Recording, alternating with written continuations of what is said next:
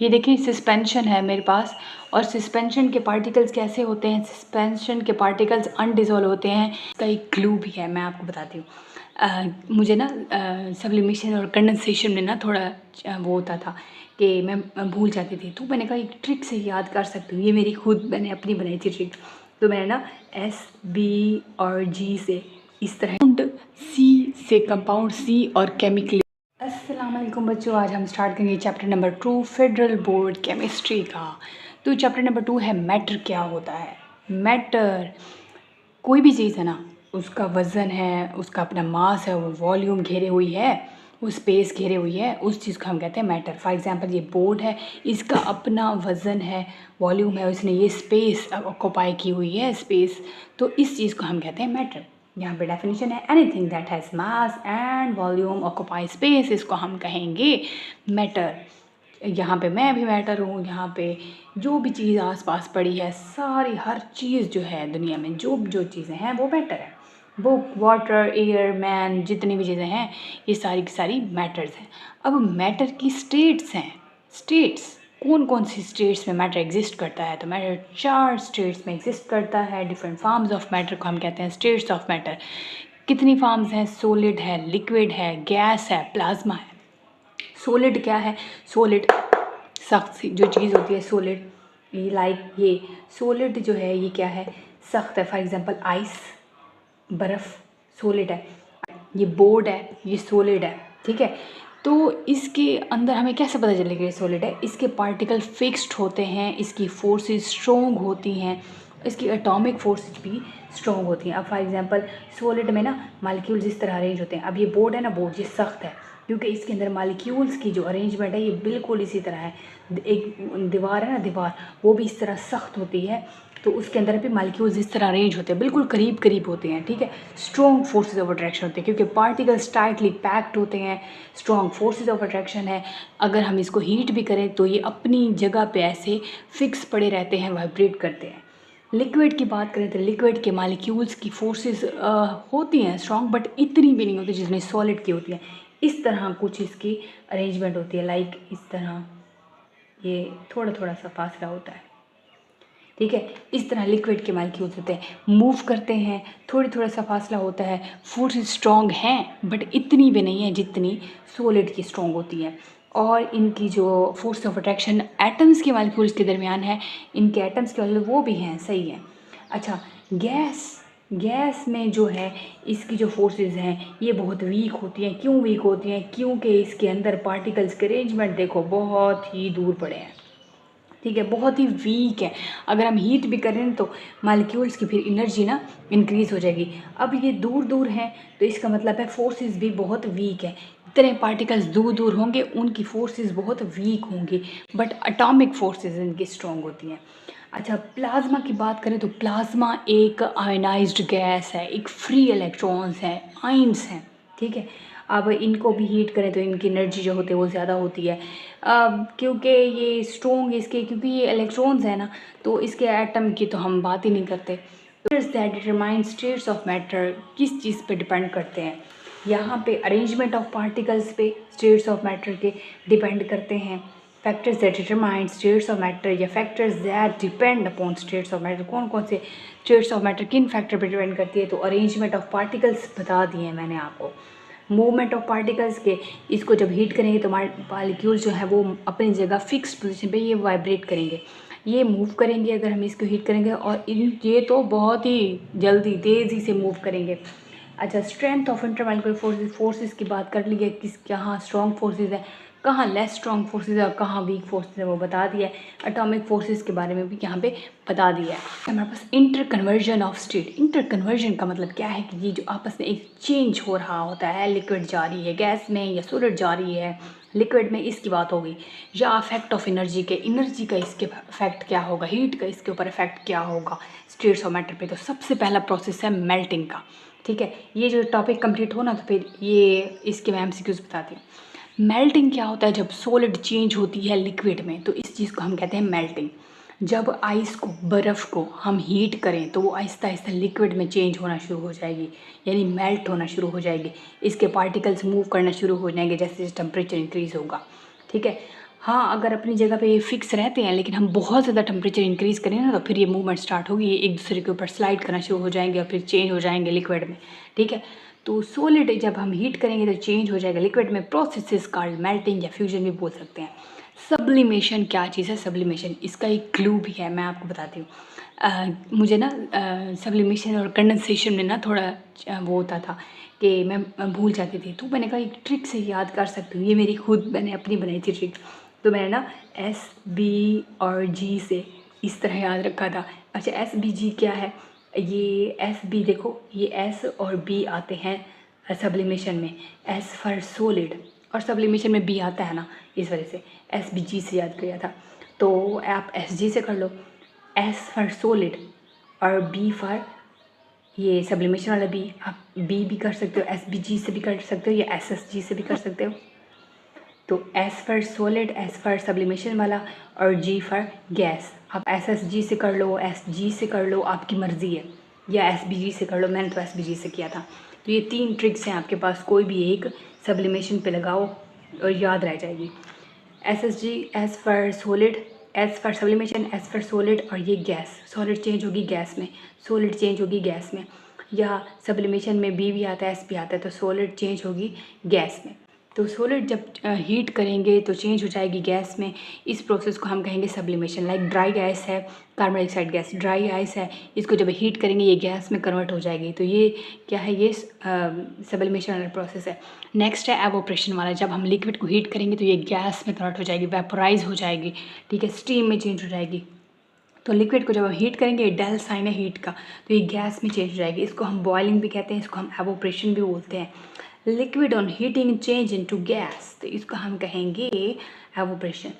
अब 4 वाली स्टेट है कि गैस को जब हीट करेंगे तो ये प्लाज्मा में चेंज हो जाएगी। गैस को जब आप हीट करेंगे ये प्लाज्मा चेंज हो गई, और गैस को भी हाई टेम्परेचर पे, बहुत ज़्यादा हाई टेम्परेचर पे जब हम हीट करेंगे ये चेंज हो जाएगी प्लाज्मा में। पर स्ट्रॉन्ग इलेक्ट्रिक फील्ड, ठीक है, ये मोस्ट इम्पोर्टेंट MCQs है। हीट भी कर रहे हैं, बहुत ज़्यादा हाई टेम्परेचर है, बट स्ट्रॉन्ग इलेक्ट्रिक फील्ड के अंदर हीट हो रहा है सब, तो इस वजह से ये प्लाज्मा है। प्लाज्मा क्या चीज़ है? एक मिक्सचर है न्यूट्रल एटम्स का, पॉजिटिव आयंस का, फ्री मूविंग इलेक्ट्रॉन्स का। ये आयनाइज्ड गैस ही है, ठीक है, आयनाइज्ड फॉर्म में है।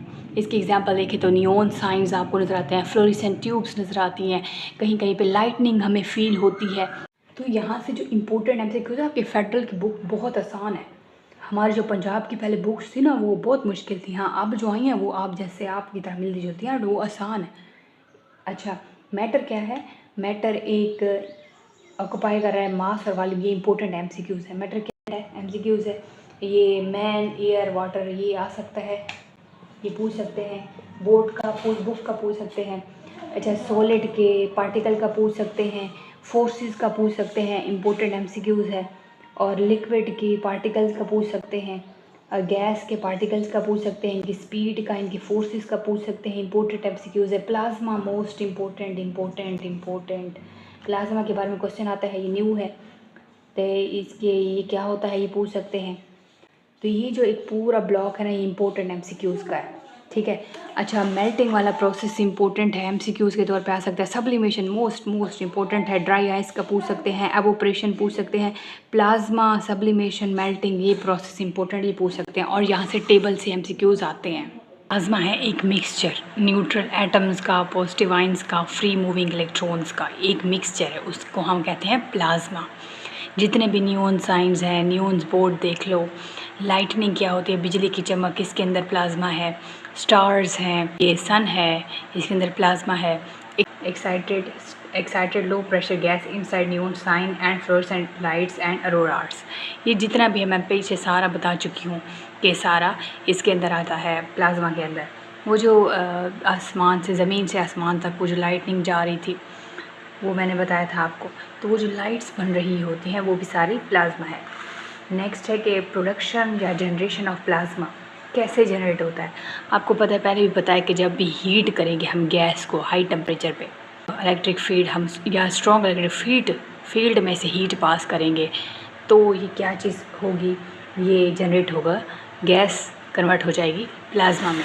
तो अगर हम हीट यहाँ पर डालें इस एटम के ऊपर तो इलेक्ट्रॉन्स रिलीज़ होंगे। इन इलेक्ट्रॉन्स को फ्री मूविंग इलेक्ट्रॉन्स कहेंगे। अब इलेक्ट्रॉन्स भी बाहर हैं और अंदर पॉजिटिव है, तो ये जो मिक्सचर है इलेक्ट्रॉन्स का, फ्री मूविंग इलेक्ट्रॉन्स का, पॉजिटिव आइंस का, इसको हम कहते हैं प्लाज्मा। तो यहाँ पे अब एक इलेक्ट्रॉन निकला है तो +1 चार्ज आ गया। सिमिलरली अगर हम मेटालिक शीट है हमारे पास कोई मेटालिक शीट जो है ये बैटरी के साथ कनेक्ट है, ये बैटरी के साथ कनेक्ट है। जब इसमें से हम गुजारेंगे कोई एटम, फॉर एग्जांपल हमने यही एटम गुजार लिया, तो इसमें से मज़ीद इलेक्ट्रॉन्स इस साइड पे, अब इलेक्ट्रॉन्स के ऊपर होता है नेगेटिव चार्ज और यहाँ पे है ये प्लेट, इसके ऊपर पॉजिटिव चार्ज है, तो ये पॉजिटिव चार्ज इलेक्ट्रॉन्स को अट्रैक्ट करेंगे, ठीक है। तो ये एक मिक्सचर हो जाएगा। तो ये यही डेफिनेशन इसको शो करती है। अब why plasma not found naturally on earth पे क्यों नहीं होता है? क्योंकि अर्थ का टेम्परेचर यहाँ पे लिखा हुआ है कि इतना, क्योंकि इसको तो हाई टेम्परेचर चाहिए ना, तो इतना टेम्परेचर है नहीं कि इसको गैस जो है कन्वर्ट हो जाए प्लाज्मा में। Plasma produce by ionization of atoms at high temperature, so energy levels of earth not sufficient to ionize atoms. इतने नहीं है एनर्जी लेवल्स अर्थ के कि इसको इतने ज़्यादा हीट प्रोवाइड कर सके कि वो प्लाज्मा कन्वर्ट हो। नेक्स्ट है हमारे पास लिक्विड क्रिस्टल क्या होते हैं। मोस्ट इम्पोर्टेंट है एलसीडी डिस्प्ले जितने भी हैं इनको हम लिक्विड क्रिस्टल बोलते हैं। जब क्रिस्टलाइन, अब नाम से ज़ाहिर है क्रिस्टलाइन यानी क्रिस्टल सॉलिड होते हैं, सॉलिड फॉर्म में होता है लिक्विड।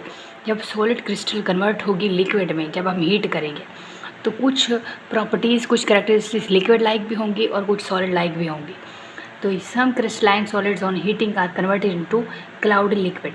जब हम हीट करेंगे क्रिस्टलाइन सॉलिड को, क्रिस्टलाइन एक खास शेप में अरेंज होते हैं सॉलिड्स, और कुछ एमॉर्फस होते हैं जो कि शेप में अरेंज नहीं होते, सीक्वेंस में अरेंज नहीं होते। तो ये क्रिस्टलाइन है इस तरह के। जब हम इसको हीट करेंगे तो ये क्लाउडी क्रिस्टल, लिक्विड क्रिस्टल में चेंज हो जाएगी ये स्टेट। तो इस चीज़ को हम कहते हैं क्रिस्टलाइन लिक्विड, यानी लिक्विड क्रिस्टल, ये क्लाउडी होते हैं। प्रॉपर्टीज़ देखें तो ये प्रोसेस करती हैं। अब ज़ाहिर है लिक्विड क्रिस्टल हैं तो ये सॉलिड वाली प्रॉपर्टीज़ भी शो करेंगे और लिक्विड वाली भी प्रॉपर्टीज़ कैरेक्टरिस्टिक्स शो करेंगे, और ये एक ख़ास टेम्परेचर पे ही ऐसा होगा। एक रेंज होगी जिसके अंदर ये सॉलिड कन्वर्ट हो जाएंगे लिक्विड में। अच्छा, अपॉन फर्दर हीटिंग, अगर आप इसको मज़ीद हीट करेंगे तो ये जो क्लाउडी लिक्विड है ये ट्रांसपेरेंट लिक्विड में चेंज हो जाएगा। तो यहाँ से एमसीक्यूज़ बनता है कि प्लाज्मा क्या चीज़ है, मोस्ट इम्पॉर्टेंट है प्लाज्मा। आ सकता है कि न्यूट्रल एटम्स का मिक्सचर है, positive ions, free moving electrons, कोई से अभी इसमें से एमसीक्यूज़ दे सकते हैं। शॉर्ट क्वेश्चन क्लास इंपॉर्टेंट है। ये जो एमसीक्यूज़ पढ़े हैं लाइटनिंग, स्टार, सन, इसके बारे में पूछ सकते हैं। अच्छा, यहाँ पे फ्लोरेसेंट लाइट का भी पूछ सकते हैं, अरोड़ा का भी पूछ सकते हैं कि ये प्लाज्मा है या नहीं है। अर्थ क्यों नहीं करती, ये इंपॉर्टेंट है शॉर्ट क्वेश्चन। लिक्विड क्रिस्टल का पूछ सकते हैं, लिक्विड क्रिस्टल के एमसीक्यूज़ आ सकता है।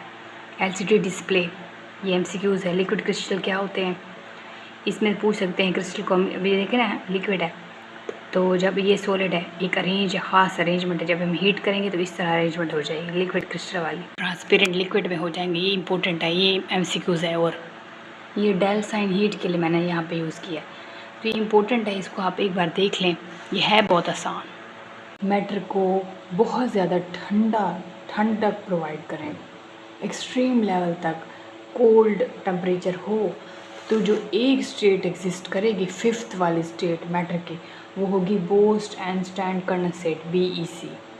ये मोस्ट इम्पोर्टेंट MCQs है। ये एटम्स जो है वो फिर सेपरेट हो गए, इस तरह इकट्ठे मिल जाते हैं जब हम ठंडा प्रोवाइड करते हैं, ठंडक प्रोवाइड करते हैं। -273 matter that is obtain when separate atoms of matter are cold. जब काफ़ी सारे एटम्स होते हैं उसको हम ठंडा करते हैं तो वो करीब आ जाते हैं, एक क्लोज्ड, एक एंटिटी बन जाते हैं, एक क्लोज्ड मालिक्यूल बन जाता है, एक ही मालिक्यूल बन जाता है। तो जो वो मैटर की स्टेट होगी उसको हम कहेंगे BEC, बोस-आइंस्टाइन कंडेंसेट। और ये मोस्ट इंपॉर्टेंट है, यहाँ MCQs है कि बोस-आइंस्टाइन वाले टेम्परेचर कौन सा होता है, तो वो एब्सोल्यूट ज़ीरो के नज़दीक होता है। एक्सट्रीम कोल्ड टेम्परेचर पे ये चीज़ ऑब्जर्व की जाएगी, और इसके example super critical fluids, super conductors होंगे। तब मैक्रोस्कोपिक प्रॉपर्टीज़ हम देखेंगे। मैक्रो का मतलब होता है जो हम आम आँख से देख सकते हैं, जो माइक्रो होता है वो हम नहीं देख सकते। One by one. फर्स्ट है डेंसिटी, कंप्रेसिबिलिटी और फ्लूइडिटी। ये जो डेंसिटी है ये देखते हैं पहले। आपको पता है गैस के मॉलिक्यूल्स दूर दूर होते हैं, लिक्विड के मॉलिक्यूल्स थोड़े से करीब होते हैं, और सॉलिड के मॉलिक्यूल्स तो बहुत ही टाइटली पैक्ड होते हैं, ये चीज़ आपको पता है। अब इन्हीं पार्टिकल्स की बेस पे हम डेंसिटी देख रहे हैं। जो डेंसिटी होती है सॉलिड की वो बहुत ज़्यादा हाई होती है, इसके पार्टिकल्स के दरमियान इतना डिस्टेंस ही नहीं है, निग्लिजिबल डिस्टेंस है। लिक्विड की डेंसिटी भी बहुत ज़्यादा हाई होती है, वजनी होते हैं, भारी होते हैं। क्यों? क्योंकि इसके पार्टिकल्स के दरमियान जो डिस्टेंस होता है वो कम होता है। मतलब सब में ना पार्टिकल्स की ही बात हो गई। इनकी गैस की तो बहुत ही कम होती है। क्यों? क्योंकि पार्टिकल्स बहुत दूर दूर हैं, लार्ज डिस्टेंस पे हैं। कंप्रेस करेंगे, वज़न डालेंगे तो यही कंप्रेसिबल है। तो यहाँ पे जब कंप्रेसिबिलिटी हम देखेंगे सॉलिड, तो सॉलिड को जब मैं यहाँ पे वज़न डालूँ, कंप्रेस करूँ, तो ये नहीं होगा कंप्रेस, तो ये नॉट कंप्रेसिबल। लिक्विड भी कंप्रेसिबल नहीं है। गैस जो है वो कंप्रेसिबल है क्योंकि इसके मॉलिक्यूल्स के दरमियान जो डिस्टेंस है वो बहुत दूर है। क्यों? क्योंकि अगर आप खाली सिरंज देखें ना, सिरंज इंजेक्शन खाली देखें, तो पीछे से अगर उसके पिस्टन को प्रेस करें तो वो बहुत ज़्यादा वो कंप्रेस होती है। तो मतलब ये कंप्रेसिबल है। फ्लूइडिटी का मतलब है कि क्या ये फ्लो करती हैं? तो लिक्विड तो फ्लो करता है, हमें पता है, लेकिन जो सॉलिड है, सॉलिड कभी देखा है? सॉलिड फ्लो नहीं कर सकता, लेकिन गैस फ्लो करती है क्योंकि ये पाइप्स के थ्रू जा रही होती है, तो ये फ्लो करती है। फिज़िकल टेक्निक्स ऐसी हम यूज़ करेंगे कि स्टेट्स ऑफ मैटर चेंज हो जाए, तो सिर्फ और सिर्फ फिजिकल स्टेट से चेंज होंगे। फिजिकल टेक्निक है, फिजिकल स्टेट से चेंज हो सकते हैं मैटर की। These are the techniques in which we can manipulate, यानी चेंज कर सकते हैं physical aspects of matter. Like temperature, pressure हम अप्लाई करके इसकी फिजिकल स्टेट्स चेंज कर सकते हैं। टेक्निक्स यूज़ करेंगे। फॉर एग्जाम्पल टेम्परेचर प्रेशर की बात होगी तो फिजिकल स्टेट्स चेंज होगी। बर्फ़ है, अगर हम उसको हीट करेंगे बाय हीटिंग, तो फिर क्या होगा? या बॉयल करेंगे तो फिर क्या होगा? जैसे हीट अप्लाई करेंगे तो चेंज हो रही है सॉलिड से लिक्विड में, फिर लिक्विड से गैस में, यानी वही आइस ही थी। ये तो नहीं था कि वाटर H2O, फिर H2O कोई और ही चीज़ बन गई। पानी ही था, पहले वो सॉलिड फॉर्म में था, फिर वो लिक्विड में गया, फिर वो गैस में चेंज हो गया, लेकिन केमिकल कंपोजिशन वही की वही रही। ठीक है, ये हीटिंग और बॉइलिंग से हम ये चेंज कर सकते हैं, बट फिजिकल स्टेट्स चेंज कर सकते हैं, इसलिए चेंज कर सकते हैं हीटिंग या बॉइलिंग से। हमारे पास एलिमेंट्स, कंपाउंड्स और मिक्सचर किसी भी तरीके से क्वेश्चन आ सकता है। एलिमेंट्स और कंपाउंड्स के ऊपर इकट्ठा क्वेश्चन आ सकता है, कंपाउंड्स मिक्सचर के ऊपर भी क्वेश्चन आ सकता है। ये इंपॉर्टेंट है, इसमें से बहुत सारे एमसीक्यूज और शॉर्ट क्वेश्चन बनते हैं। तो सबसे पहले आपको पता हो कि मैटर की कैटेगरीज क्या है, इसकी क्लासिफिकेशन क्या है। तो दो किस्म के टाइप्स में ये डिवाइड होगा, एक प्योर सब्सटेंस है, दूसरा मिक्सचर है। जो प्योर सब्सटेंस है उसमें फर्दर ये मज़ीद डिवाइड होगा एलिमेंट्स, कंपाउंड्स में, और अगर मिक्सचर की बात करें तो होमोजेनस और हेट्रोजेनस में ये डिवाइड होगा। होमोजेनस में सोल्यूशन की बात होगी, एग्जांपल है, और जो हेट्रोजेनस है उसमें सस्पेंशन और कोलाइड्स, ये हम नेक्स्ट पढ़ेंगे। फिलहाल हम पढ़ेंगे एलिमेंट्स, कंपाउंड्स और मिक्सचर के बारे में। तो एलिमेंट्स क्या होता है? आपको पता है एटम एक स्मॉलेस्ट पार्टिकल है जो कि अलग तरीके से रहता है। आपने एटम के बारे में पढ़ा होगा कि इसमें पार्टिकल्स होते हैं, न्यूट्रॉन, प्रोटॉन, इलेक्ट्रॉन, ये पढ़ा होगा आपने। एटम के न्यूक्लियस में प्रोटॉन होते हैं, न्यूट्रॉन होते हैं, और जो बाहर रिवॉल्व कर रहे होते हैं वो होते हैं इलेक्ट्रॉन्स। ये जो प्रोटॉन है ये शो करता है एटम का आइडेंटिटी नंबर, एटॉमिक नंबर। जिस तरह आपका स्टूडेंट कार्ड है के ऊपर आपका रोल नंबर होता है, आपका आइडेंटिटी नंबर होता है, तो यहाँ पे जो आइडेंटिटी नंबर है वो एटम का है atomic number. Atomic number, number of protons, और जितने नंबर ऑफ़ प्रोटॉन्स होंगे उतने नंबर ऑफ़ इलेक्ट्रॉन्स होंगे। एटॉमिक मास जो होता है वो नंबर ऑफ़ प्रोटॉन्स और न्यूट्रॉन्स मिलके मास बनाते हैं। अच्छा, ये हम नेक्स्ट पढ़ेंगे। तो यहाँ पे एलिमेंट्स की बात होगी। एलिमेंट्स क्या है? एक प्योर सब्सटेंस है और इसके अंदर सारे के सारे एटम्स एक जैसे होते हैं, तो इसको हम एलिमेंट कहते हैं। प्योर सब्सटेंस फाउंड है सेम टाइप ऑफ एटम, मतलब सारे के सारे एटम्स एक जैसे हैं। और इसकी प्रॉपर्टीज़ देखें तो एक सिंपलेस्ट फॉर्म है, इसको मज़ीद हम डिवाइड नहीं कर सकते। अब जाहिर है ये सिंपलेस्ट है, तो इसको मज़ीद क्या सिंपलेस्ट में हम डिवाइड करेंगे? By any method. Hydrogen, oxygen, iron etcetera, ये सारे के सारे एलिमेंट्स हैं। अब यहाँ पे क्वेश्चन आ सकते हैं, कैनॉट बी कन्वर्टेड, ये MCQs है। सेम टाइप ऑफ एटम्स है, एलिमेंट्स में M है और सेम में भी M है, तो इस वजह से elements same type of atoms, और T भी आता है, एटम्स में भी T आता है, same type of atoms. Compound C से कंपाउंड C और केमिकली, ये मैंने क्लू याद किया था। तो प्योर सब्सटेंस ये भी है, ये भी है, लेकिन ये 2 और मोर डिफरेंट एटम से मिलके बनी होती है, बट केमिकली। आपको पता है केमिकल क्या चीज़ है? केमिकल चेंज क्या चीज़ है? केमिकल रिएक्शन क्या चीज़ है? कि पूरे का पूरे न्यू चीज़ ही बन जाते हैं, न्यू कंपाउंड फॉर्म हो जाता है। लाइक सोडियम है और क्लोरीन है, सोडियम और क्लोरीन। सोडियम आग पकड़ लेते हैं, क्लोरीन जहरीली गैस है, लेकिन मिल के NaCl बनाते हैं। ये दोनों के दोनों पहले डिफरेंट थे, सोडियम की प्रॉपर्टीज़ और हैं, क्लोरीन की प्रॉपर्टीज़ और हैं, लेकिन ये मिल के क्या बनाते हैं? ये बनाते हैं ये नमक, और इसकी प्रॉपर्टीज़ और हैं। मतलब केमिकली जो चीज़ बनती है उसकी प्रॉपर्टीज़ ही और हो जाती हैं। तो कंपाउंड हमेशा केमिकली कम्बिनेशन से बनते हैं। अब ये 2 भी हो सकते हैं, ज़्यादा भी हो सकते हैं एटम्स। प्रॉपर्टीज़ में तो ये सिंपलर फॉर्म में नहीं है, ज़ाहिर है केमिकली कम्बिनेशन से बने तो सिंपलर कैसे होगा। तो इसको हम फिर केमिकली ही सेपरेट कर सकते हैं, इसको इसके फर्दर कंस्ट्रक्ट में सिंपल तरीके से, बट केमिकल मेथड यूज़ करके। जो चीज़ केमिकली कंबाइन होकर न्यू चीज़ बना रही है तो उसको केमिकली मेथड से ही हम उसके कंस्ट्रक्ट में वापस अलग लेके आ सकते हैं। तो इसकी प्रॉपर्टीज़ चेंज हो जाती हैं। ज़ाहिर है केमिकल रिएक्शन हुआ है तो न्यू प्रॉपर्टीज़ ही कंपाउंड की बनेगी। H2O है, कंपाउंड है, NaCl है, एट्सेट्रा। मिक्सचर क्या चीज़ है, मिक्स की बात हो रही है, मिक्सिंग की बात हो रही है, ठीक है। तो यहाँ पे देखें तो it is not a pure substance, ये प्योर सब्सटेंस नहीं है। ये दोनों प्योर सब्सटेंस, ये MCQs आ सकते हैं। एलिमेंट कंपाउंड प्योर सब्सटेंस है, मिक्सचर प्योर सब्सटेंस नहीं है। ये MCQs है, mixture not a pure substance और एलिमेंट कंपाउंड प्योर सब्सटेंस है। अब ये देखो, मिक्सचर हम फिज़िकली मिक्स कर रहे हैं डिफरेंट एलिमेंट्स को, कंपाउंड्स को। हम एलिमेंट्स को भी मिक्स कर सकते हैं फिज़िकली, कंपाउंड्स को भी मिक्स कर सकते हैं, दोनों को ही मिक्स कर सकते हैं। तो जो चीज़ बनेगी वो मिक्सचर है। नाम से ज़ाहिर है फिज़िकली कम्बिनेशन से कोई चीज़ बनी है, मिक्सचर है। आप जो है फ्रूट चाट बनाते हो तो वो फिज़िकली कम्बिनेशन से है, वो मिक्सचर है, ठीक है। आप पानी के अंदर नमक डालते हो या पानी के अंदर चीनी डालते हो तो ये भी एक मिक्सचर है, आप फिज़िकली मिक्स कर रहे हो, ठीक है।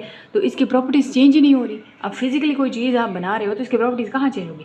It component separated by physical method. अगर आप इसको अलग करना चाहो तो फिजिकली मेथड से अलग कर सकते हो। कंपाउंड का तो केमिकली मेथड से था। Components retain its their property, मतलब इनकी प्रॉपर्टीज़ वही की वही रहेगी जो पहले थी। अब इसकी एग्जांपल है सिरप है, सिरप यही ये शुगर और ये चीनी और पानी वाला, और यहाँ पे एयर।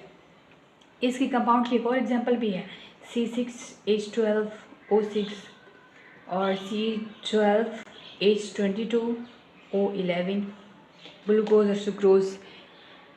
यहाँ पे चीनी की यहाँ पे ये है फार्मूला, केमिकल फार्मूला। ये कंपाउंड है, कंपाउंड केमिकली बनते हैं और इसको हम सेपरेट भी केमिकली ही कर सकते हैं। तो उम्मीद है कि आपको समझ आ गई एलिमेंट्स, ये जो अंडरलाइन किया इसको याद रखिएगा। सेम टाइप ऑफ एटम से बनते हैं, compounds different types of atom से बनते हैं लेकिन chemically. C for compound, C for chemically combination. Mixture physically combination, ये प्योर नहीं है, ज़ाहिर है मिक्सचर है, हर चीज़ ही मिक्स है। इसकी प्रॉपर्टीज़ देखें तो ये, इसको हम वापस सिंपल रेस्ट उसमें नहीं कन्वर्ट कर सकते, इसके अंदर सेम टाइप ऑफ एटम्स है, इसको भी नहीं कर सकते, लेकिन केमिकल मेथड से हम इसको वापस लेके आ सकते हैं। केमिकली मेथड से हम कर सकते हैं। फिर इसकी प्रॉपर्टीज़ चेंज हो जाती हैं, इसकी प्रॉपर्टीज़ चेंज नहीं होती। इसके अंदर देखो हाइड्रोजन है, इसके अंदर सारे के सारे एटम एक जैसे हैं, ऑक्सीजन के अंदर सारे के सारे एटम एक जैसे हैं। मिक्सर के भी मेन पॉइंट्स मैंने बता दिए, तो आपने इसको अच्छे से देख लेना है। नेक्स्ट हमारे पास एलोट्रोपी क्या चीज़ है। एलोट्रोपी एक ऐसा प्रोसेस है जो कि एलिमेंट शो करते हैं, हम डिफरेंट फिजिकल फॉर्म्स में शो करते हैं। फॉर एग्जांपल आपने मेकअप कर लिया है तो आपकी शक्ल कुछ और ही हो गई है, ड्रेसिंग चेंज कर ली है तो आप कुछ और ही पर्सनैलिटी हो गई है, ठीक है। हो तो आप इंसान ही लेकिन आपने मेकअप से, ड्रेसिंग से पर्सनैलिटी चेंज कर दी है। तो एलिमेंट्स लाइक कार्बन है, कार्बन डिफरेंट एलोट्रोपी शो करता है, डिफरेंट फिजिकल फॉर्म्स में एग्जिस्ट करता है। इस तरह ऑक्सीजन है, वो O2 की फॉर्म में भी है, O3 की फॉर्म में भी है। तो एलोट्रोपी क्या है, the property of element to exist in different physical forms, तो इसको हम कहते हैं एलोट्रोपी। कोई भी एलिमेंट एग्जिस्ट कर रहा है मोर देन वन डिफरेंट फॉर्म्स, ठीक है, फिजिकल फॉर्म्स में एग्जिस्ट कर रहा है, डिफरेंट फिजिकल स्टेट्स में है वही एलिमेंट लेकिन उसकी डिफरेंट फिजिकल स्टेट्स से एग्जिस्ट कर रही हैं, तो उसको एलोट्रोपी कहते हैं। एलोट्रोप्स क्या है, वो फिजिकल स्टेट्स हैं जो वो शो करता है different physical forms of an element in a same physical state. Physical state same, physical forms same, तो ये एलोट्रोपी है। ये MCQs आ सकता है। एलोट्रोप्स क्या है, फिजिकल फॉर्म्स हैं और उनकी सेम फिजिकल स्टेट्स हैं। डिफरेंट फिजिकल फॉर्म्स हैं लेकिन फिजिकल स्टेट सेम है। अच्छा, और एलोट्रोपी क्या है, property of element exist in different physical forms. वही बात है, इधर भी वही रिपीट हो रही है। एलोट्रोप्स ऑफ कार्बन, अब देखें तो डायमंड है, ग्रेफाइट है, बकीबॉल्स है, कोक है, कार्बन ब्लैक है, ग्रेफाइट है, डायमंड है, ग्राफीन है। तो ये एलोट्रोप्स हैं कार्बन की। ये है वही एक ही एलिमेंट लेकिन उसकी डिफरेंट फिजिकल फॉर्म्स देखें, ये उसकी एलोट्रोप्स हैं और यही जो प्रोसेस शो कर रहा है ये है एलोट्रोपी वाला प्रोसेस। करेक्टरिस्टिक्स देखें तो क्या चीज़ सेम हो सकती है, क्या चीज़ डिफरेंट हो सकती है। अब जाहिर है कार्बन है तो केमिकल प्रॉपर्टी तो वही रहेगी, तो केमिकल प्रॉपर्टी भी सेम है और एक ही एलिमेंट है, एलिमेंट एटम वही है, तो ये इसके जो सेम होगा एलिमेंट एटम वही रहेंगे लेकिन केमिकल प्रॉपर्टीज़ भी वही रहेंगी। ये दो सेम है तो डिफरेंट फिर क्या चीज़ है, फिजिकल स्टेट्स फॉर्म चेंज है, एटम्स की अरेंजमेंट हर इसमें डिफरेंट होगी, इसकी फिजिकल प्रॉपर्टी भी डिफरेंट होगी, मतलब फिजिकली ही चेंज हो रहा है, फिजिकल प्रॉपर्टीज डिफरेंट हो रही है, फिजिकल फॉर्म चेंज हो रही है, अरेंजमेंट ऑफ एटम्स चेंज हो रही है। मतलब वही है ना कि आप अच्छी सी ड्रेसिंग कर लो, मेकअप कर लो, तो आप फिजिकली एलोट्रोपी शो कर रहे हो, लेकिन हो तो आप इंसान ही, यानी एलिमेंट, एटम और केमिकल प्रॉपर्टीज़ तो वही की वही हैं, लेकिन आपने फिजिकली फॉर्म, अरेंजमेंट और फिजिकल प्रॉपर्टीज़ चेंज कर दी हैं, तो इसको हम कहते हैं एलोट्रोपी।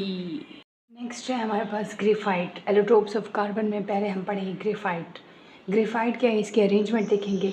ग्रेफाइट जो है किस चीज़ का बना हुआ है, कार्बन एटम्स का बना हुआ है, जाहिर है 2D layer of hexagonal arrangement of carbon atoms. इस लेयर है, लेयर्स की फॉर्म में कार्बन एटम्स अरेंज है और हेक्सागोनली अरेंजमेंट होती है कार्बन एटम्स की। बॉन्डिंग देखें तो अब जाहिर है इसके अंदर एक कार्बन एटम फर्दर मज़ीद 3 कार्बन के साथ बॉन्ड बना हुआ होगा उनका, और कोवलेंट बॉन्डिंग हो गई, शेयर्ड होते हैं इलेक्ट्रॉन्स, म्यूचुअल शेयरिंग होती है, एक फ्री इलेक्ट्रॉन्स होता है इनका, क्योंकि कार्बन 4 के साथ बॉन्ड बना सकता है, तो यहाँ तो एक कार्बन मज़ीद 3 कार्बन के साथ अटैच है, तो एक जो इलेक्ट्रॉन है वो फ्री इलेक्ट्रॉन है, और उसी फ्री इलेक्ट्रॉन की वजह से वो लेयर्स में घूमता रहता है, क्योंकि लेयर्स की फॉर्म में स्ट्रक्चर रेंज है, एक लेयर है, फिर उसके बाद दूसरी है, फिर तीसरी है, फिर चौथी, क्योंकि लेयर्स की फॉर्म में ये अरेंज हैं, फोर्सेस वीक हैं, इलेक्ट्रॉन्स कहीं कहीं पे फ्री इलेक्ट्रॉन्स हैं, स्लिपरी ये होते हैं, सॉफ्ट होते हैं, और ये एज अ लुब्रिकेंट भी यूज़ होते हैं। Due to this layer can slip over each other. अब जाहिर है जब फोर्सेस ही वीक है, इनके अंदर फोर्सेस वीक हैं, लेयर्स की फॉर्म में अरेंज है, फोर्सेस वीक है, तो इस वजह से ये एक दूसरे के ऊपर लेयर्स स्लिप कर सकती हैं, और इसी लेयर्स की वजह से ये एक दूसरे के ऊपर स्लिप करते हैं, इस वजह से ये स्लिपरी होते हैं, सॉफ्ट होते हैं, और ये एज अ लुब्रिकेंट यूज़ होते हैं। करेक्टरिस्टिक्स देखें तो यहाँ पे करेक्टरिस्टिक्स सॉफ्ट है, स्लिपरी है। तो ग्रेफाइट लेयर्स में देखें तो एटम्स वीक। अच्छा, यहाँ पे एक क्वेश्चन आ सकता है कि ये लुब्रिकेंट के तौर पे कैसे यूज़ होते हैं, फिर यहाँ पे वही ये बात रिपीट होगी कि एक तो लेयर्स की फॉर्म में ये इसका स्ट्रक्चर है, अरेंजमेंट ऑफ एटम्स है लेयर की फॉर्म में, वीक फोर्सेस हैं, इलेक्ट्रॉन्स फ्री होते हैं, इस वजह से ये स्लिपरी होते हैं और एज अ लुब्रिकेंट यूज़ होते हैं।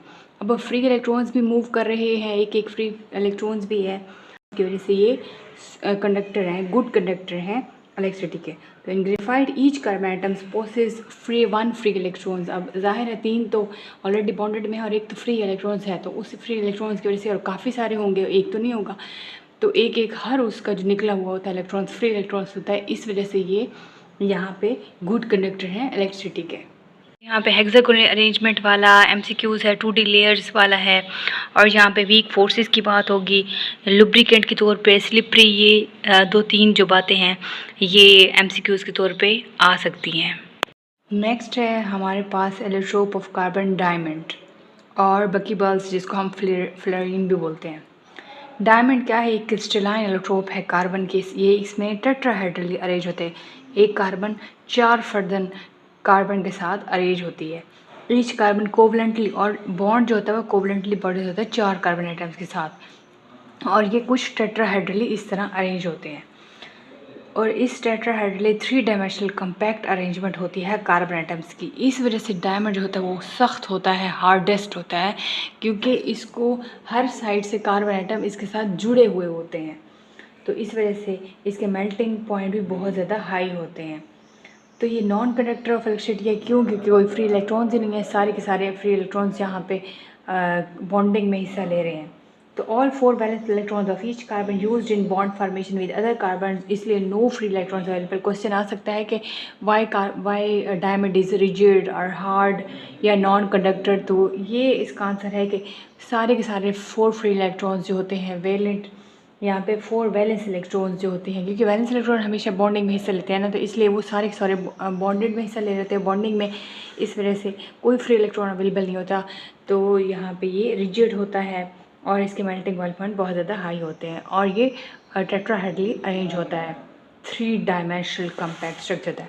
बकीबल्स या फ्लोरीन आ सकता है क्वेश्चन एमसीक्यू, उसके C60, इसमें कार्बन 60 होते हैं, made up of C60 carbon atoms, each carbon atom covalently bonded with 3 other carbon, her carbon atom जो है वो मज़ीद 3 कार्बन एटम के साथ बॉन्डेड होता है।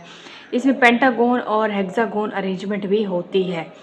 अच्छा, पेंटागन हेक्सागोन अरेंजमेंट जो है, तो यहाँ पे इसका स्ट्रक्चर एक फुटबॉल की तरह होता है, होलो होता है, एक फ्यूज रिंग होती है, इसमें एटम्स अरेंज होते हैं, आपस में जुड़े हुए होते हैं पेंटागन हेक्सागोन स्ट्रक्चर की तरह। अब पेंटागन में 12 होते हैं और हेक्सागोन में 20 होते हैं। यूज़ आ सकते हैं पेंटागन में 12 पेंटागन होती हैं इसके अंदर और 20 हेक्सागोन मिल के C60 वाला फ्लोरीन वाला बक्की बॉल्स वाला ये स्ट्रक्चर बनाती हैं। तो ये आ सकता है एज MCQs, ये भी आ सकता है, ये टेट्राहेड्रल अरेंजमेंट आ सकती है। डायमंड में रिजिड क्यों होता है ये भी पूछ सकते हैं। 3D स्ट्रक्चर होता है ये भी पूछ सकते हैं। यहाँ पे पेंटागन 12 और हेक्सागोन 20 ये आ सकता है MCQs के तौर पे। तो ये एज MCQ से इम्पोर्टेंट है, मैं बार बार कह रही हूँ क्योंकि ये मोस्ट इम्पोर्टेंट है। सोल्यूशन क्या होता है? सॉल्यूट और सॉल्वेंट मिलके सोल्यूशन बनाते हैं। सॉल्यूट यानी कि नमक और पानी मिलके, जिस तरह नमकीन पानी होता है या मीठा पानी, शुगर और वाटर मिलके सोल्यूशन बनाएंगे। तो सोल्यूशन इसको हम कहते हैं, सॉल्यूट और सॉल्वेंट को मिक्स जब करेंगे तो एक सोल्यूशन बनेगा। सोल्यूशन दो किस्म का होता है, एक हेट्रोजेनस होता है, एक होमोजेनस होता है। होमोजेनस जिसमें हमें कोई बाउंड्री नज़र नहीं आती, जिस तरह पानी के अंदर हम नमक डालें वो हल हो जाता है, डिजॉल्व हो जाता है, हमें नज़र नहीं आता। हेट्रोजेनस वो होता है जो हमें चीज़ें नज़र आ रही होती है, सोल्यूशन के अंदर दो फेज नज़र आ रहे होते हैं, और होमोजेनस में एक ही फेज होता है। तो होमोजेनस मिक्सचर ऑफ 2 और more substance, one substance dissolve in other. Homogeneous mixture, ये सोल्यूशन एक होमोजेनस मिक्सचर है जिसमें दो या दो से ज़्यादा सोल्यूशन, दो या दो सब्सटेंस हम मिक्स करते हैं, डिसॉल्व करते हैं। तो एक है, इधर एग्जांपल है सिरप यानी शुगर इन वाटर। अच्छा, इसके कंपोनेंट्स हैं सोल्यूशन के, एक होता है सल्यूट और एक होता है सॉल्वेंट। एक चीज़ कम मिकदार में होती है जिसको सल्यूट कहते हैं, लाइक नमक है, चीनी है, और एक होती है ज़्यादा तादाद में, लाइक सॉल्वेंट, वाटर की बात कर रहे हैं। Solute substance that is dissolve, एक ऐसी चीज़ होती है जिसको डिज़ोल्व होना होता है, और एक दूसरी चीज़ होती है जो डिज़ोल्व करती है। जो डिज़ोल्व करती है वो वाटर है, लिक्विड है, और जिसे डिज़ोल्व होना होता है वो सल्यूट है। और सल्यूट हमेशा कम मिकदार में होता है, सॉल्वेंट हमेशा ज़्यादा होता है। ये less in quantity amount more than one solute. अब ये सल्यूट ज़्यादा भी हो सकते हैं, डिज़ोल्व हो सकते हैं, लाइक जिस तरह कोल्ड ड्रिंक है, इसके अंदर ज़्यादा सल्यूट डिज़ोल्व होते हैं। सॉल्वेंट क्या होता है? वैसी सब्सटेंस जो डिज़ोल्व करती है सल्यूट को, और ये ज़्यादा होती है, लाइक शुगर और वाटर सोल्यूशन है, शुगर सल्यूट है और वाटर सॉल्वेंट है। अब कैरेक्टरिस्टिक्स देखें सॉल्वेंट की, तो होमोजेनिटी यानी होमोजीनस।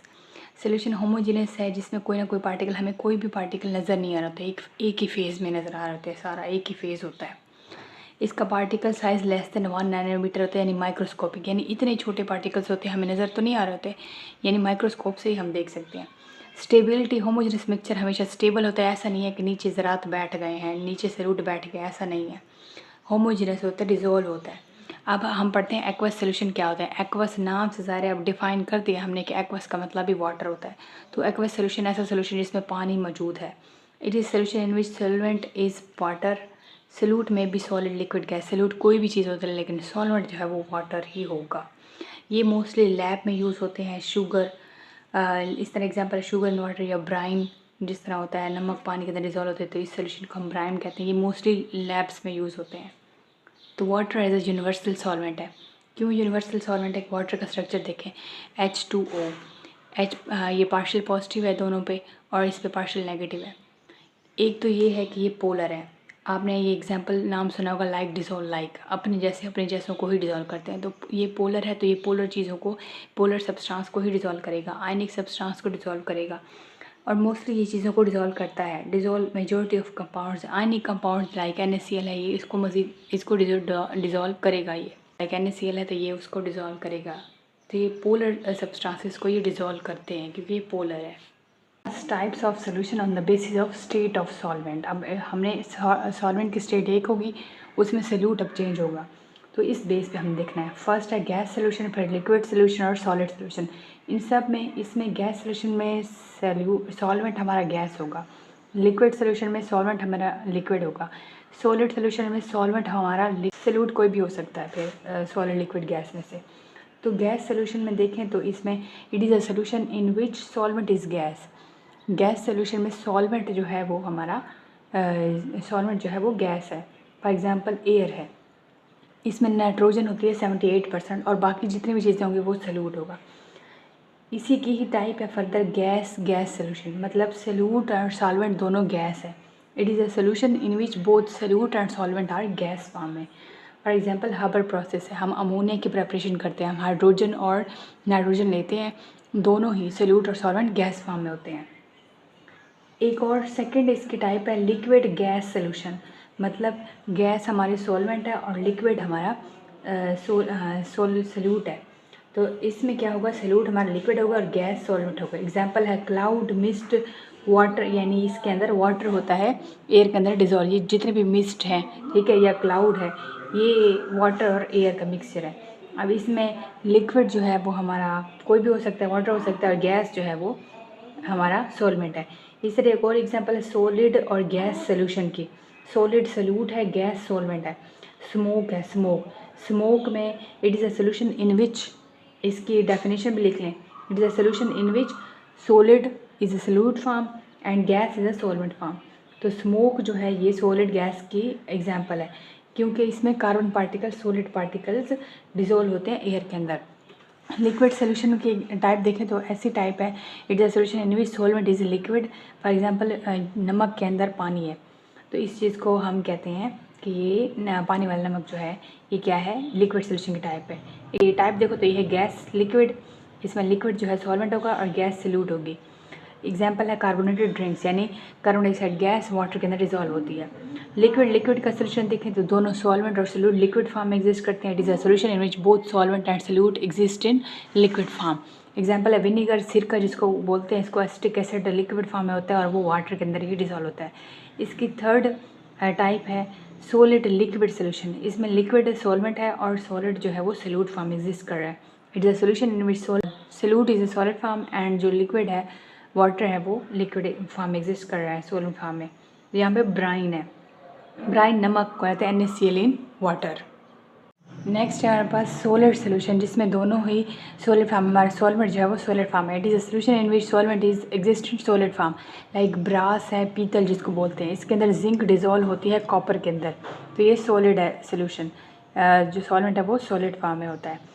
नेक्स्ट इसकी जो टाइप है, फर्स्ट टाइप है वो है गैस सॉलिड सोल्यूशन, यानी इसमें सॉलिड सॉल्वेंट फॉर्म में होगा और गैस जो है वो सोल्यूट फॉर्म में होगी। तो यहाँ पे देखें, it is a solution in which solute is gas and solid is solvent, like hydrogen निकल के अंदर डिजॉल्व है, ये ग्लास इंडस्ट्री के अंदर यूज़ होता है। Liquid solid solution, liquid solute form में होता है, सॉलिड सॉल्वेंट फॉर्म में होता है, लाइक एमल्गम है, हमारे पास मरकरी और दूसरी चीज़ों को मिक्स करके हमारे पास एमल्गम बनता है। इस तरह सॉलिड वाले सोल्यूशन है, इसमें दोनों सोल्यूट और सॉल्वेंट सॉलिड फॉर्म में एग्जिस्ट करते हैं। ब्रास, ब्रोंज, स्टील, ये मिक्सचर्स हैं, अलॉयज़ हैं, जब डिफरेंट मेटल्स को मिक्स करते हैं ना तो अलॉय बनता है, तो ये सॉलिड फॉर्म में होता है, ये सॉलिड सोल्यूशन इसको बोलते हैं। ये होमोजेनस मिक्सचर है, जिसमें दो या दो से ज़्यादा मेटल्स हो सकती हैं। इंपॉर्टेंट है ब्रास ब्रोंज वाला, अलॉय वाला आ सकता है। अमलगम क्या जो ये MCQs है, लिक्विड सॉलिड सोल्यूशन के पूछ सकते हैं क्या होता है। ये जो हाइड्रोजन निकल में है ये गैस सॉलिड की एग्जांपल है। ये ब्रास का पूछ सकते हैं, जिंक और कॉपर का पूछ सकते हैं, MCQs है।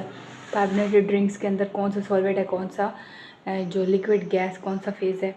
अच्छा, फिर ब्राइन का पूछ सकते हैं। फिर ये गैस सोल्यूशन क्या होता है, कितने % नाइट्रोजन है, ये पूछ सकते हैं। लिक्विड गैस की ये मिस्ट किस की एग्जांपल है, तो लिक्विड गैस सोल्यूशन की एग्जांपल है। सॉलिड गैस का स्मोक किस सोल्यूशन की एग्जांपल है, सॉलिड गैस की। तो ये इस तरह पूछ सकते हैं। और अब हम पढ़ेंगे सैचुरेटेड सोल्यूशन क्या होता है। Saturated solution, unsaturated solution, super saturated solution, इसमें क्या फ़र्क है। सैचुरेटेड सोल्यूशन का मतलब है कि एक सोल्यूशन की कैपेसिटी है कि वो इतना सोल्यूट डिज़ोल्व कर सकता है। मतलब यहाँ पे एक सोल्यूशन है 160 ग्राम तक उसकी कैपेसिटी है कि वो डिज़ोल्व कर सकता है सोल्यूट। और अगर हम 155 कर लें या हम 155 कर लें तो अभी भी वो सैचुरेट नहीं हुआ, मतलब 160 तक उसकी कैपेसिटी है डिज़ोल्व करने की, और हम अगर 160 ही डालें तो सैचुरेटेड होगा। और अगर हम 155 डालें, 155 ग्राम सोल्यूट डालें तो वो अनसैचुरेटेड होगा। तो यहाँ पे देखें, solution in which maximum amount of solute dissolve at given temperature, यानी कि हमने बहुत ज़्यादा सोल्यूट डाला हुआ है तो वो है सैचुरेटेड सोल्यूशन, जितनी उसकी कैपेसिटी थी। Particle level solution in which dissolve solute is equilibrium which undissolve solute at given. अच्छा, अब हमने 160 ग्राम तक सॉल्यूट डाला है इस सोल्यूशन के अंदर। इसके अंदर सॉल्वेंट जितना मर्जी हो, लेकिन उस सॉल्वेंट की कैपेसिटी थी कि वो 160 ग्राम सॉल्यूट ही डिज़ोल्व कर सकता था, और हमने 160 ही डाला। फिर मज़ीद हम 165 हम मज़ीद इसमें ऐड करते गए तो वो सॉल्यूट डिज़ोल्व नहीं होगा। मतलब जितनी कैपेसिटी थी उससे ज़्यादा हमने डिज़ोल्व कर लिया तो वो उससे डिज़ोल्व नहीं होगा सॉल्यूट। तो फिर होगा क्या, वो नीचे बैठना शुरू हो जाएगा, वो अनडिज़ोल्व होना शुरू हो जाएगा।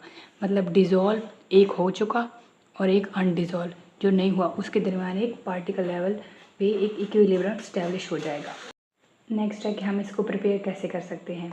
हम फिक्स अमाउंट लेंगे सॉल्यूट सॉल्वेंट की, उसमें अगर हम थोड़ी सी मिकदार डालें तो वो अनसैचुरेटेड होगा, और फिर हम आहिस्ता आहिस्ता सॉल्यूट डालते जाएंगे तो एक लेवल, एक कैपेसिटी आ जाएगी जितनी कैपेसिटी तक वो डिज़ोल्व हो सकता था।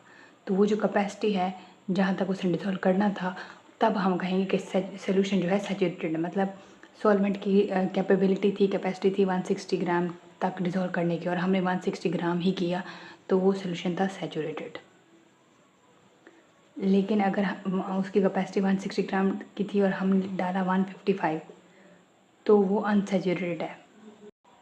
और हम अगर 165 से अबव चले जाएं तो वो फिर हो जाएगा सुपर सैचुरेटेड, क्योंकि वो नीचे बैठना शुरू हो जाएगा, क्रिस्टलाइजेशन होना शुरू हो जाएगी, नीचे बैठ जाएगा। तो उस सुपर सैचुरेटेड को हम कैसे हम डिज़ोल्व करेंगे। मतलब वो जो अनडिज़ोल्व है वो जो नीचे बैठ गया, हम हीट करेंगे। जब हीट करेंगे तो जो सोल्यूशन होगा वो होगा सुपर सैचुरेटेड सोल्यूशन। यानी हीट करने के बाद जो सोल्यूशन डिज़ोल्व हुआ है वो है super saturated solution. To dissolve more solute at given temperature, मतलब जितनी इसकी कैपेसिटी थी ये उतना ही कर सकता है उस टेम्परेचर तक। Dissolve solute at dynamic equilibrium with undissolve, वो जो सॉल्यूट डिज़ोल्व है अगर उसमें मज़ीद हम डिज़ोल्व करें तो डिज़ोल्व और अनडिज़ोल्व के दरमियान एक इक्विलिब्रियम एस्टैब्लिश हो जाएगा, dynamic equilibrium. Process of dissolution and crystallization continue take place at it is a stable solution. Dissolve वाला प्रोसेस भी चल रहा है और क्रिस्टलाइजेशन वाला भी साथ साथ चल रहा है, और ये स्टेबल सोल्यूशन है। No amount of dissolve solute constant, मतलब जितना वो कर सकता था वो उतना ही करेगा डिज़ोल्व। अनसैचुरेटेड सोल्यूशन क्या होता है, जिसमें कम मिकदार होती है सॉल्यूट की, मतलब अभी वो कर सकता है डिज़ोल्व। फॉर एग्जांपल एक गाड़ी में 5 बंदे बैठ सकते हैं और आपने 3 बिठा दिए, अभी कैपेसिटी है उसकी बिठाने की। तो यहाँ पे देखिए अनसैचुरेटेड सोल्यूशन का मतलब ये होता है कि जिसमें कम अमाउंट ऑफ सॉल्यूट डिज़ोल्व होता है। इसकी कैरेक्टरिस्टिक्स है कि it has a capacity to dissolve more solute, ये कर सकता है, अभी इसकी कैपेसिटी है, ये स्टेबल सोल्यूशन है। थी 160 और हमने डाला 155 ग्राम सॉल्यूट, हमने डाला 150, तो इसका मतलब है ये सोल्यूशन अब अनसैचुरेटेड है। अभी इसके अंदर कैपेसिटी है, मतलब इसके अंदर सॉल्यूट कम है। जिसके अंदर सॉल्यूट कम होता है डिज़ोल्व वो अनसैचुरेटेड है, और जिसमें ज़्यादा होता है वो होता है जिसमें डिज़ोल्व हो चुका होता है, कैपेसिटी के लेवल तक आता होता है, वो आ चुका होता है, वो है सैचुरेटेड। और जो अनडिज़ोल्व है जो अब बैठ गया है नीचे, उसको जब हीट करेंगे तो हीट करने से जो मैक्सिमम अमाउंट वो हो गया डिज़ोल्व, तो उसको हम कहेंगे सुपर सैचुरेटेड। ये सैचुरेटेड सोल्यूशन को भी बहुत ज़्यादा हम चीनी डाल के या कंसनट्रेटेड बनाकर सुपर सैचुरेटेड करते हैं। तो solution that is more concentrated as compare to saturated solution, उसको हम कहते हैं सुपर सैचुरेटेड सोल्यूशन। अब इसके अंदर नाम के अंदर ही है सुपर सैचुरेटेड सोल्यूशन, मतलब सैचुरेटेड सोल्यूशन है, इसको मज़ीद हमने इतना गाढ़ा किया है, इतना कंसनट्रेटेड किया है, तो अब ये है सुपर सैचुरेटेड सोल्यूशन, अब ये बन गया है। तो इसको प्रिपेयर कैसे करेंगे। Best way to prepare super saturation is to prepare saturated solution at high temperature. Saturated solution को हाई टेम्परेचर पे हम प्रिपेयर बना के सुपर सैचुरेट कर सकते हैं। फॉर एग्जांपल सैचुरेटेड सोल्यूशन है, इसमें से मज़ीद हम चीनी डाल के फिर इतना ज़्यादा ये सैचुरेटेड हो गया है कि अब हम इसको हीट करेंगे, क्योंकि वो चीनी डिज़ोल्व नहीं हो रही। तो जब हम हीट करेंगे तो अब ये डिज़ोल्व हो गई है, तो ये जो अब सोल्यूशन है ये सुपर सैचुरेटेड बन चुका है, क्योंकि ये हाई टेम्परेचर पे होता है। More concentrated than saturated solution. Saturated solution होता है बट ये बहुत ज़्यादा होता है, ये MCQs है, और ये अनस्टेबल है रूम टेम्परेचर पे। रूम टेम्परेचर होता है 25 डिग्री, ये अनस्टेबल हो जाता है, ये वापस आ जाता है सैचुरेटेड में। तो eight room temperature excess amount of solute settle down, ये नीचे बैठ जाता है, और इस सोल्यूशन को ये फिर आहिस्ता आहिस्ता कन्वर्ट हो जाता है सैचुरेटेड सोल्यूशन में, क्योंकि सुपर सैचुरेटेड सोल्यूशन को हीट की ज़रूरत होती है। वो हीट देंगे तो वो जो चीनी है या नमक है, जो भी चीज़ डिज़ोल्व की हुई है हमने बहुत ज़्यादा, तो वो डिज़ोल्व होती है, वो सुपर सैचुरेट हो जाती है। लेकिन अगर हम रूम टेम्परेचर पे ले आएँ, 25 डिग्री सेंटीग्रेड पे ले आएँ, तो वो वापस सैचुरेट सोल्यूशन में आना शुरू हो जाता है। अब मैं आपको बताऊंगी सैचुरेट सोल्यूशन और सुपर सैचुरेट सोल्यूशन के फ़र्क क्या चीज़ है। मोर सॉल्यूट डिज़ोल्व कर सके, मतलब जितनी कैपेसिटी रखी है उस टेम्परेचर में तो वो उतनी ही डिज़ोल्व कर सकता है। अगर मज़ीद आप उसी टेम्परेचर के अंदर डिज़ोल्व करना चाहें तो नहीं होगी। हाँ, लेकिन अगर आप टेम्परेचर हाई करेंगे तो ये कैपेसिटी फिर ये इसकी और ज़्यादा बढ़ जाएगी, तो ये डिज़ोल्व करेगा। शर्त ये है टेम्परेचर। रूम टेम्परेचर पे ये जितनी कैपेसिटी है उतनी डिज़ोल्व कर लेगा, लेकिन अगर टेम्परेचर बढ़ाएंगे तो जो नहीं कर सकता वो भी डिज़ोल्व करेगा। जो सुपर सैचुरेटेड सोल्यूशन है उसमें कोई कैपेसिटी वाला सीन ही नहीं है। No capacity dissolve more solute at room temperature. वो ये रूम टेम्परेचर पे सुपर सैचुरेटेड सोल्यूशन कोई कैपेसिटी नहीं रखते। ये सिर्फ और सिर्फ हाई टेम्परेचर पे ही डिज़ोल्व करेंगे। कंसनट्रेशन देखें तो ये फिर सैचुरेटेड बहुत ज़्यादा कंसनट्रेटेड है। इनकी तो जो कंसनट्रेशन बढ़ती है ना, तो वो तो हीट करने से डिज़ोल्व हो जाते हैं, लेकिन इसकी कंसनट्रेशन ज़्यादा होती है, क्योंकि इसमें जितना ये कर सकते हैं डिज़ोल्व करते हैं, जितनी कैपेसिटी होती है। मज़ीद भी हम करते जाएँ तो ये सैचुरेट होगा, लेकिन नीचे ये बैठ जाएगा। तो कंसनट्रेशन के लिहाज से ये ज़्यादा कंसनट्रेटेड है। डेवलप होता है डिज़ोल्व, एक चीज़ डिज़ोल्व हो चुकी है और दूसरी जो नीचे बैठ गई है अनडिज़ोल्व, इसके दरमियान डायनामिक इक्विलिब्रियम रहता है, लेकिन इधर कोई इक्विलिब्रियम वाला सीन नहीं है। तो वहाँ क्रिस्टलाइजेशन भी होती है, डिसोल्यूशन वाले दोनों प्रोसेस एक साथ चलते हैं, लेकिन इधर कोई क्रिस्टलाइजेशन और डिसोल्यूशन नहीं होती। ये इंपॉर्टेंट है, एमसीक्यूज़ के यहाँ से आ सकते हैं, ये आ सकते हैं, इंपॉर्टेंट है एमसीक्यूज़ के यहाँ से और शॉर्ट क्वेश्चन और लॉन्ग क्वेश्चन के लिहाज से। यानी हमने सॉल्यूट के अमाउंट को देखते हुए बताना है कि ये कौन सी अब टाइप है सोल्यूशन की, क्या ये कंसनट्रेटेड है या डाइल्यूट है। कंसनट्रेटेड का मतलब होता है कंसनट्रेशन ज़्यादा होना, सॉल्यूट ज़्यादा होना। तो जिस सोल्यूशन के अंदर सॉल्यूट ज़्यादा मिकदार में होगा, बहुत ज़्यादा सॉल्यूट होगा डला हुआ, तो हम कहेंगे कि ये कंसनट्रेटेड है। और जिसमें वाटर ज़्यादा होगा और सॉल्यूट कम होगा तो हम कहेंगे ये डाइल्यूट सोल्यूशन है। तो कंसनट्रेटेड सोल्यूशन क्या होता है? अब ये अमाउंट ऑफ सॉल्यूट पहला पॉइंट है कि ऐसा solution that contain relatively large amount of solute, जिसमें सॉल्यूट की अमाउंट ज़्यादा हो, वो कंसनट्रेटेड सोल्यूशन कहलाता है। और डाइल्यूट क्या होता है? The solution that contain small amount of solute, यानी कि जिसमें अब हम किसकी बात कर रहे हैं? हम सॉल्यूट की बेसिस की बात कर रहे हैं ना, सॉल्यूट वाली बेसिस पे हम डिफाइन कर रहे हैं। तो कंसनट्रेटेड सोल्यूशन क्या होता है? जिसमें सॉल्यूट की मिकदार ज़्यादा होती है, अमाउंट ज़्यादा होती है, और डाइल्यूट जिसमें सॉल्यूट की मिकदार कम होती है। तो ज़ाहिर है फिर वाटर ज़्यादा होगा। कलर की बात कर लें तो अगर तो कोई कलर्ड सोल्यूशन है, फॉर एग्जांपल आपने कलर बहुत ज़्यादा डाल दिया है, सॉल्यूट बहुत ज़्यादा डाल दिया है, पाउडर फॉर्म में सॉल्यूट था, कलर्ड फॉर्म में था। फॉर एग्जांपल आपने रेड कलर का कोई सॉल्यूट लिया है और वो वाटर के अंदर डिज़ोल्व कर लिया और बहुत ज़्यादा डिज़ोल्व कर लिया, तो अगर हम कलर्ड सोल्यूशन की बात करेंगे तो वो सोल्यूशन ज़्यादा डार्क हो जाएगा। और अगर हम डाइल्यूट वाले की बात करेंगे, अगर हम थोड़ा सा सॉल्यूट डालेंगे और वो कलर्ड सॉल्यूट होगा तो वहाँ पे वो लाइट कलर में होगा। लेकिन अगर ब्राइन की बात करें तो वो तो कलर्ड केस था ना, लेकिन अगर वैसे बात करें ब्राइन सोल्यूशन की, जिसमें हम नमक बहुत ज़्यादा, सॉल्ट बहुत ज़्यादा वाटर के अंदर डाल देते हैं, तो वो भी सोल्यूशन होता है और वो भी कंसनट्रेटेड ही होता है। और यहाँ पे अगर हम अनसैचुरेटेड, अगर हम थोड़ा नमक डालेंगे तो वो डाइल्यूट सॉल्यूशन होगा। अगर हम पानी के अंदर थोड़ा नमक डालेंगे तो वो डाइल्यूट सॉल्यूशन होगा। अगर हम पानी के अंदर बहुत ज़्यादा नमक डालेंगे तो वो ब्राइन होगा, यानी saturated solution of NaCl in water. Concentration of solution कैसे चेंज कर सकते हैं कि अब यहाँ पे डाइल्यूट और कंसंट्रेशन की बात होगी, तो अगर तो हम पानी ज़्यादा डाल दें तो वो जो सोल्यूशन होगा वो डाइल्यूट हो जाएगा, और अगर हम सॉल्यूट डाल दें तो जो सोल्यूशन है वो कंसनट्रेटेड हो जाएगा। How to change concentration of solution? By adding solvent. अगर हम बहुत ज़्यादा पानी डालेंगे तो वो डाइल्यूट सोल्यूशन हो जाएगा, बहुत ज़्यादा सॉल्वेंट डालेंगे। और बाय एडिंग सोल्यूट, अगर हम बहुत ज़्यादा सोल्यूट ऐड करेंगे तो वो सोल्यूशन कंसनट्रेटेड हो जाएगा। तो ये MCQs आ सकता है। कंसनट्रेट सोल्यूशन में, डाइल्यूट सोल्यूशन में फ़र्क आ सकता है। और कलर्ड केसेस में तो वो डार्क कलर में होगा कंसनट्रेटेड, और डाइल्यूट वाला जो होगा सोल्यूशन वो लाइट कलर में होगा कलर्ड वाले केसेस में। लेकिन वैसे ब्राइन भी एक है, बट इसका तो कोई कलर नहीं होता, लेकिन ये बहुत ज़्यादा फिर वो हम टेस्ट से पता चल जाता है। तो ये MCQs के तौर पे इंपॉर्टेंट है। और कंसनट्रेट सोल्यूशन में लार्ज अमाउंट ऑफ सोल्यूट है, ये भी इंपॉर्टेंट है MCQs के लिहाज से। नेक्स्ट जो हमारा टॉपिक है वो कोलाइड्स, कोलाइडल सोल्यूशन, या इसको हम फॉल्स सोल्यूशन भी बोलते हैं। ये मोस्ट इंपॉर्टेंट है, इसमें से MCQs बनते हैं, शॉर्ट क्वेश्चन बनता है, ये बहुत इंपॉर्टेंट है। कोलाइड्स क्या है? Colloids, colloidal solution, false solution, ये एक हेट्रोजेनस मिक्सचर है। और इसको हम फॉल्स सोल्यूशन क्यों बोल रहे हैं? क्योंकि ये हमें नज़र तो सोल्यूशन जैसे आते हैं, बट ये हेट्रोजेनस मिक्सचर है। Heterogeneous mixture in which solute particles are larger than particles of solution but not big that can be seen by naked eye. एक heterogeneous mixture है ये colloids, colloidal solution, false solution. इसके particle बड़े होते हैं but इतने भी बड़े नहीं होते कि हम इनको नेकेड आई से देख सकें, माइक्रोस्कोपिक होते हैं ये। और कैरेक्टरिस्टिक्स हम देखें तो ये वही बात है, डेफिनेशंस के अंदर से पॉइंट्स उठा के लिए गए हैं। हेट्रोजेनिटी की बात करें तो ये हेट्रोजेनस मिक्सचर है। पार्टिकल साइज रेंज की बात करें तो 1 से 1000 नैनोमीटर है। ये इंपॉर्टेंट एमसीक्यूज है। पार्टिकल विजिबिलिटी की बात करें तो हम इसको देख नहीं सकते क्योंकि ये माइक्रोस्कोपिक होते हैं। डिस्पर्जन की बात करें तो अगर कोई सॉल्यूट इसके अंदर डिस्पर्स किया जाए, डिस्पर्स, तो फिर ये क्या होगा, ये नीचे सेटल डाउन नहीं होगा, डिस्पर्स हो जाएगा। जब इसके अंदर कोई सॉल्यूट डाला जाता है तो ये डिस्पर्स हो जाता है, सेटल डाउन नहीं होता। नेक्स्ट है डिस्ट्रीब्यूशन, कि अगर सॉल्यूट को हम डिज़ोल्व करते हैं, सब्सटेंस को डिज़ोल्व करते हैं तो इसके पार्टिकल डिस्ट्रीब्यूट हो जाते हैं सॉल्यूशन के अंदर। आपने मिल्क देखा है, jelly, blood, ink, albumin, soap solution, toothpaste, ये जितने भी हैं ये कोलाइड्स हैं। तो यहाँ पे मिल्क जो है, मिल्क आप देख लें तो ये कोलाइडल सॉल्यूशन है।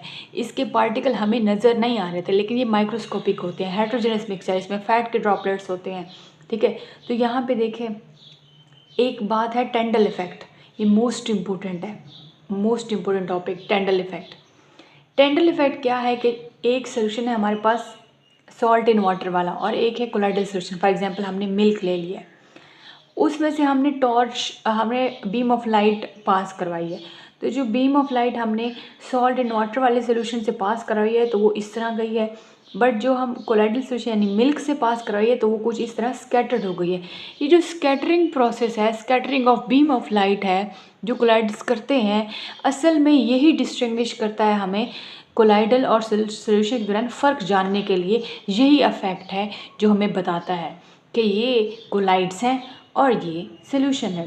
टेंडल इफेक्ट ही बेस है जिससे हमें पता चल सकता है कि कौन सा सोल्यूशन कोलाइडल है और कौन सा हमारे पास ट्रू सोल्यूशन है। तो कोलाइडल्स क्या करते हैं, colloidal solution, colloids, false solution, ये क्या करते हैं, ये बीम ऑफ लाइट जब पास होती है तो उसको स्कैटर कर देते हैं, कुछ इस तरह ही स्कैटर कर लेते हैं। तो colloid particles are big enough scatter beam of light, this effect is known as Tyndall effect. और यही इफेक्ट डिस्टिंग्विश करता है सोल्यूशन को कोलाइड से। नेक्स्ट है हमारे पास कोलाइड्स और सस्पेंशन। इसमें हम सोल्यूशन के बारे में पढ़ेंगे, कोलाइड्स भी फिर अगेन से देखेंगे और सस्पेंशन भी देखेंगे। सोल्यूशन आपको पता है, सोल्यूट और सॉल्वेंट जब मिलते हैं तो सोल्यूशन बनता है। तो सोल्यूट और सॉल्वेंट मिल के सोल्यूशन बनाते हैं। सोल्यूट हमारे पास सॉल्ट है, शुगर भी हो सकता है, और सॉल्वेंट हमेशा वाटर होता है, मिल के ये सोल्यूशन बनाते हैं। इसके पार्टिकल का साइज़ देखो तो लेस देन 1 नैनोमीटर, ये एमसीक्यूज़ है, बहुत ही कम, बहुत कम। विजिबिलिटी जब ये इतना छोटा है तो हमें कैसे नज़र आएगा। और ये होमोजेनस मिक्सचर है, इसको ट्रू सोल्यूशन भी बोलते हैं हम, क्योंकि इसके अंदर सोल्यूट डिजोल्व हो चुका होता है, सोल्यूट के पार्टिकल्स नज़र ही नहीं आ रहे होते, इसलिए हमें कोई सोल्यूशन के पार्टिकल्स नज़र नहीं आते। और उनका साइज़ भी इतना कम है कि हमें माइक्रोस्कोप से भी हम नज़र नहीं देख सकते। और पार्टिकल फ़िल्टर पेपर के थ्रू या अल्ट्रा फिल्टर पेपर के थ्रू, ये अल्ट्रा यूज़ करें या फ़िल्टर पेपर यूज़ करें नॉर्मल, तो भी इसके पार्टिकल पास हो जाते हैं क्योंकि ये बहुत छोटे होते हैं। तो इसका मतलब है कि क्या ये स्टेबल है, तो ये स्टेबल है क्योंकि पार्टिकल्स नीचे नहीं बैठते, नॉट सेटल डाउन। टेंडल इफेक्ट, क्या ये टेंडल इफेक्ट शो करते हैं? नो, ये टेंडल इफेक्ट शो नहीं करते। अगर हम लाइट पास करें ट्रू सोल्यूशन से तो इसको स्कैटर करेगी, लेकिन ये टेंडल इफेक्ट शो नहीं करेंगे। क्यों? क्योंकि पार्टिकल का साइज़ कम है, तो ये टेंडल इफेक्ट शो नहीं करेंगे, नॉट शो। तो टेंडल इफेक्ट हम कोलाइड्स को सॉल्यूशन से डिस्टिंग्विश करने के लिए करते हैं। कोलाइड्स फिर क्या है, हम पहले पढ़ चुके हैं कि मिक्सचर क्या होता है, एक होमोजेनस होता है, एक हेट्रोजेनस होता है। ये उसी की टाइप्स है, होमोजेनस में सॉल्यूशन आता है, हेट्रोजेनस में कोलाइड्स और सस्पेंशन आते हैं। तो हम मिक्सचर के बारे में देख चुके हैं कि मिक्सचर होमोजेनस होते हैं, हेट्रोजेनस होते हैं। होमोजेनस में सॉल्यूशन की बात होगी, हेट्रोजेनस में कोलाइड्स और सस्पेंशन की बात होगी। तो कोलाइड्स हम देख चुके हैं कि इसका पार्टिकल साइज़ 1 से 1000 नैनोमीटर के दरमियान होता है। इसके पार्टिकल्स लार्ज होते हैं, माइक्रोस्कोपिक भी होते हैं। होमोजेनस तो हमें नज़र आ रहा होता है सॉल्यूशन, लेकिन ये असल में हेट्रोजेनस होते हैं। एग्जाम्पल्स हम देख चुके हैं, ये फाल्स सॉल्यूशन है, ये फ़िल्टर पेपर से भी पास हो जाते हैं, लेकिन अल्ट्रा फिल्टर पेपर से ये पास नहीं होते। और कोलाइड जो है वो उसके अंदर जब भी सब्सटेंस डालते हैं वो डिस्पर्स हो जाती है, सोल्यूट पार्टिकल्स डिस्पर्स हो जाते हैं, और ये टेंडल इफेक्ट जो है वो शो करते हैं, और ये नीचे नहीं बैठते, नॉट सेटल डाउन। ये कुछ मेन पॉइंट्स हैं जो हम पीछे पढ़ चुके हैं, इसलिए मैं अगेन इसको एक बार रिपीट कर रही हूँ।